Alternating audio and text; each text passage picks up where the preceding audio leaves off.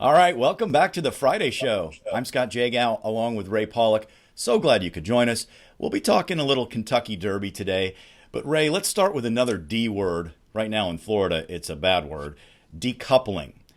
Probably heard something about this, but it's a complicated issue. So in the simplest terms, what exactly is going on in the Sunshine State? In the simplest terms, decoupling is a divorce. It's a divorce of racing and slot machines.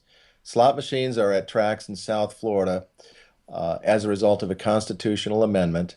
And now the people who brought in the slot machines at the racetracks are saying, we don't want to have any more racing. They want to divorce themselves from the product that got the slot machines in there in the first place. We know that Gulfstream Park wants to continue to race because the Stronach family loves racing. But almost every other parimutuel facility in South Florida with slot machines is expected to get rid of their live programs if decoupling passes through the state legislature.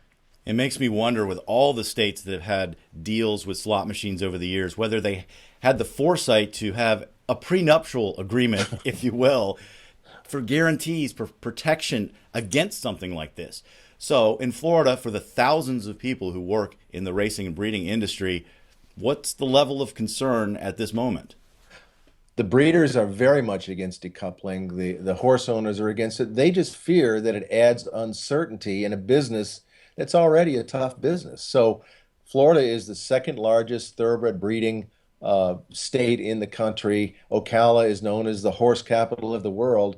And if you close down thoroughbred racing at Calder, which is a certainty, if you close down standard bred racing and quarter horse racing in South Florida, and if you look at the long-term prospects of Gulfstream, there is uncertainty, and uncertainty is never a good thing when you're making 5 and 10-year plans for a business. And one other disheartening thing about all these deals for slot machines is that it probably was more like a Band-Aid instead of a real solution, and so leadership maybe hasn't solved the underlying problems in the racing industry. So that's kind of frustrating. Tampa Bay Downs doesn't have slot machines, so its future looks a little brighter, at least right now. And this weekend, moving on to the Kentucky Derby, we do have the Sam F. Davis on Saturday, and then at Oaklawn on Monday, the Southwest Stakes. But there's also a non-Derby points race of interest, and that is the San Vicente, which has the 2-year-old champion, Nyquist, undefeated and not getting a lot of respect so far this year, don't you think? Well, he's undefeated. He won the Breeders' Cup. He won the Eclipse Award. But I tell you, I get no respect. We ought to change the name of the horse to Dangerfield. Seems like whenever another horse pops up and wins a race impressively, Nyquist goes down the list of Derby contenders a little bit. So I don't know what we're going to find out Monday. It's a 7-furlong race, but he's back, and it'll be interesting to see if he can continue on his march toward the Derby. Exactly. Even if he wins, the questions won't go away because distance has been the issue with his pedigree that everyone keeps bringing up. So I don't know that we're going to get any answers, but we will see some Derby contenders that are debuting after their 2-year-old season in these races.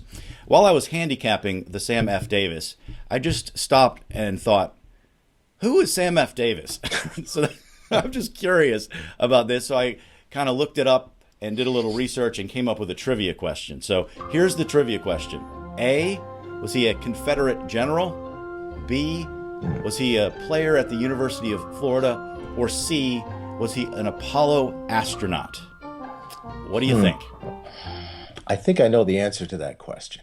Sam F. Davis was the quarterback of the 1933 Florida Gators, and he was the captain of that team.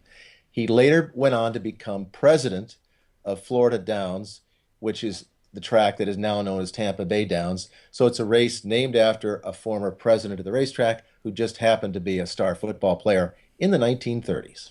Ding, ding, ding. There you go. All right. Not this weekend, but next weekend, we have a big event when it comes to the Kentucky Derby prep season, and that is the return for the 3rd year of our Derby Dollars contest. What do we got this year, Ray? Well, thanks to West Point Thoroughbreds and 123bet.com, Derby Dollars contest is free, it's easy, and we have cash prizes. It's a lot of fun. All you have to do is sign up. Every week we follow the road to the Kentucky Derby with the official points races starting next Saturday in the Risen Star Stakes at Fairgrounds.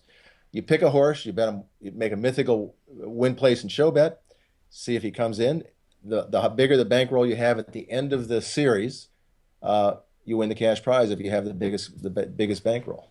$1,500 to first place, and it's free to enter, and it literally takes 10 seconds to sign up. It is fun. I actually got my mom playing last year, and we've got a lot of new fans with the Triple Crown. Maybe it should be. If it's going to be a fun time again this year. Again, sign up at DerbyDollarsContest.com. That's going to do it for this edition of the Friday Show. Thanks so much for joining us, and we'll see you next time.